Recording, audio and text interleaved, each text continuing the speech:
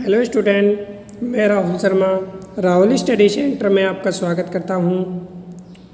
आपका टॉपिक चल रहा था वैज्ञानिक प्रबंध के सिद्धांत। मैंने आपको टेलर के जो वैज्ञानिक प्रबंध हैं, जो उसके सिद्धांत हैं, मैंने आपको पिछली वीडियो में कंप्लीट करा दिए हैं। आज वैज्ञानिक प्रबंध की हम तकनीक के बारे में पढ़ेंगे। वैज्ञानिक प्रबंध की जो तकनीक हैं उनके बारे में आज हम कुछ विशेष बातें भी पढ़ेंगे। जैसा लिखा हुआ है, वैज्ञानिक सिद्धांतों के साथ टेलर ने अपने कार्यस्थान पर कई प्रयोग करके कुछ वैज्ञानिक तकनीकों का विकास किया है। उनके जो सामान्य तकनीकें हैं वो इस प्रकार हैं, जैसा लिखा हुआ है। पहला है कार्यात्मक फोरमैनशिप यानी फंक्शनल फोरमैनशिप। इसको कह सकते हैं, जो फोरमैनशिप है उसको सुपरवाइजर भी कह सकते हैं। मैंने आपको पिछले चैप्टर में कराया था टॉप मैनेजमेंट, मिडिल मैनेजमेंट और सुपरवाइज मैनेजमेंट। जो तीसरे नंबर का जो मैनेजमेंट है, जो सुपरवाइज मैनेजमेंट है, उसी का ये रूप है एक फोरमैनशिप। फोरमैनशिप का मतलब है, आपने देखा होगा जो कंपनी में जो व्यक्ति कार्य करते हैं, जो डायरेक्ट टच में जो होते हैं, उन्हें ही हम सुपरवाइजर बोलते हैं, उन्हें ही हम फोरमैनशिप बोलते हैं। तो जो टेलर साहब हैं उन्होंने कहा है, जो फोरमैनशिप बुद्धिमान, शिक्षित, कर्मठ, ईमानदार, विशेषज्ञ या पेशे का विशेषज्ञ होना चाहिए। लेकिन ये सभी योग्यताएं एक व्यक्ति में नहीं मिल सकती हैं। इसलिए कार्यात्मक फोरेंसिक को दो भागों में बांट दिया है। जो पहला भाग है वो है योजना विभाग और दूसरा है उत्पादन विभाग। प्रत्येक विभाग में 4 नायक यानी बॉस होते हैं, जो कि अपनी विशिष्टता एवं योग्यता रखते हैं। योग्यता के आधार पर उन्हें बॉस बनाया गया है। प्लानिंग डिपार्टमेंट और प्रोडक्शन डिपार्टमेंट दो भागों में टेलर द्वारा इन दोनों को बांटा गया है। एक बार हम रीडिंग कर लेते हैं।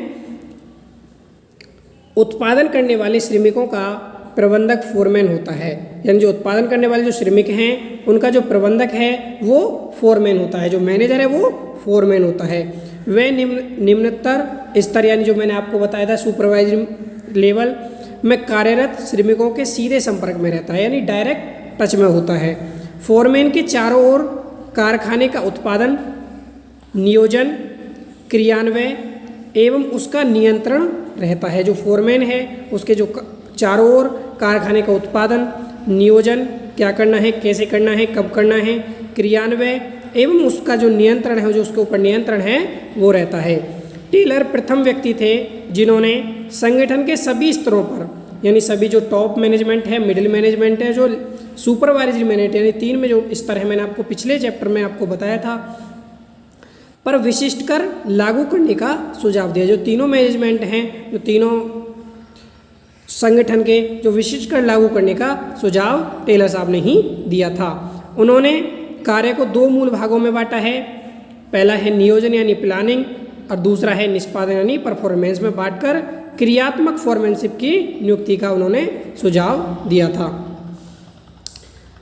संगठन की परंपरागत प्रणाली में प्राय सभी कार्यों को एक ही व्यक्ति द्वारा किया जाता है। जो संगठन की जो परंपरागत प्रणाली है उसमें जो सभी कार्य हैं एक ही व्यक्ति द्वारा किए जाते थे, परंतु वैज्ञानिक प्रबंध के दृष्टिकोण से यह प्रणाली ठीक नहीं मानी जाती है, क्योंकि हर किसी एक व्यक्ति को हर डिपार्टमेंट की हर विषय में जानकारी नहीं होती है। इसलिए टेलर ने कार्यात्मक फोरमैनशिप के आधार पर 2 मुख्य विभाग में उसको बांटा। पहला था योजना विभाग और दूसरा उत्पादन विभाग। उसमें प्रत्येक विभाग में 4 व्यक्ति यानी नायक के रूप में बॉस होते थे, जो कि अपनी विशिष्टता एवं योग्यता रखते थे। मैंने आपको बताया था औद्योगिक क्रांति की शुरुआत में क्या होता था, सभी कार्य एक ही व्यक्ति करता था। जो सभी डिसीजन हैं, जो उच्च प्रबंधक के सभी जो डिसीजन है उच्च प्रबंधन ही लेता था। सभी जो डिसीजन थे कोई भी व्यवसाय के, वो सभी जो टॉप मैनेजमेंट है वो ही लेता था। लेकिन जो टेलर साहब ने इस चीज़ को परिवर्तित कर उन्होंने कार्यात्मक फोरेंसिक का आधार दे दिया और उन्होंने उसको 2 भागों में बांट दिया। पहला था योजना विभाग यानी प्लानिंग डिपार्टमेंट और दूसरा प्रोडक्शन डिपार्टमेंट। तो उसमें जो बॉस थे उसमें 4 व्यक्तियों को बनाया। प्लानिंग डिपार्टमेंट में 4 व्यक्तियों को जो विशिष्ट ज्ञान है उनके पास, उनको बनाया प्लानिंग डिपार्टमेंट में, और जो 4 व्यक्ति हैं वो प्रोडक्शन डिपार्टमेंट में ऐड किए। अब बात करते हैं हम कारखाना प्रबंधक। सबसे पहले ऊपर जो होता है कारखाना जो प्रबंधक है वो होता है। उसके बाद 2 डिपार्टमेंट में बटा, योजना विभाग यानी प्लानिंग डिपार्टमेंट और दूसरा प्रोडक्शन डिपार्टमेंट। योजना विभाग में जो 4 व्यक्ति होते हैं, पहला है कार्यक्रम क्लर्क यानी जो कार्यक्रम क्लर्क है वो, निर्देश कार्ड क्लर्क, समय एवं लागत क्लर्क और अनुशासक यानी जो अनुशासन को डिसिप्लिन को देखता है वो। उसके बाद जो उत्पादन विभाग है उसमें जो 2 व्यक्ति हैं टोली नायक, जो 4 व्यक्ति हैं टोली नायक, गति नायक, मरम्मत नायक और निरीक्षक जो इस चीज़ के पूरा निरीक्षक करता है। क्लियर है? इसके आधार पर भी आप देख सकते हो कारखाना प्रबंधक, नियोजन प्रभारी और उत्पादन प्रभारी यानी प्लानिंग डिपार्टमेंट और प्रोडक्शन डिपार्टमेंट। उसमें मार्ग लिपिक होता है, अनुदेशक लिपिक होता है, समय और लागत लिपिक होता है और अनुशासन करता है। ये किस में आते हैं? नियोजन प्रभारी में। उसके बाद है उत्पादन प्रणाली। उत्पादन जो प्रणाली है उसमें टोली नायक, गति नायक, मरम्मत नायक और निरीक्षक, ये सब किस में आते हैं? उत्पादन प्रभारी में। और ये जो सब आते हैं वो होते हैं श्रमिक। क्लियर है? अब हम पढ़ते हैं योजना विभाग जो है, जो प्लानिंग डिपार्टमेंट है उसके अंदर जो आता है उसके डिटेल में अब हम बात करते हैं। सबसे पहला है मार्ग लिपिक। मार्ग लिपिक को इंग्लिश में कहते हैं रूट क्लर्क। जैसे लिखा हुआ है, यह फोरमैन यांत्रिक या हाथ से किए जाने वाले कार्यों को करने के लिए चरणों के क्रम को निश्चित करने के लिए उत्तरदायी होते हैं। क्लियर है? ये फोरमैन जो होते हैं, ये जो सुपरवाइजर होते हैं, यांत्रिक या हाथ के लिए किए जाने वाले जो कार्य होते हैं उनके लिए जो क्रम है उसको निश्चित करने का जो उत्तरदायित्व यानी लायबिलिटी होती है वो रूट क्लर्क के पास होती है। क्लियर है? नेक्स्ट है अनुदेश लिपिक यानी इंस्ट्रक्शन कार्ड क्लर्क। यह फोरमैन कार्य को एक विशिष्ट ढंग से करने के लिए आवश्यक सामान्य अनुदेशों को देने के लिए उत्तरदायित्व होते हैं। जो ये सुपरवाइजर हैं ये कार्य को एक विशिष्ट ढंग से कराने के लिए आवश्यक जो सामान्य अनुदेशों हैं उनके लिए उत्तरदायित्व यानी लायबल होते हैं।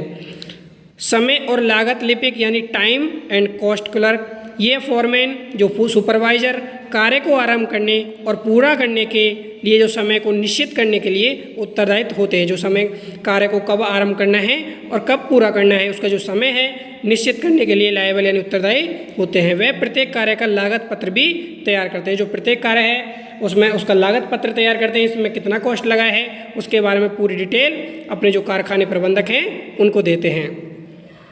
नेक्स्ट है अनुशासन करता है यानी डिसिप्लिन।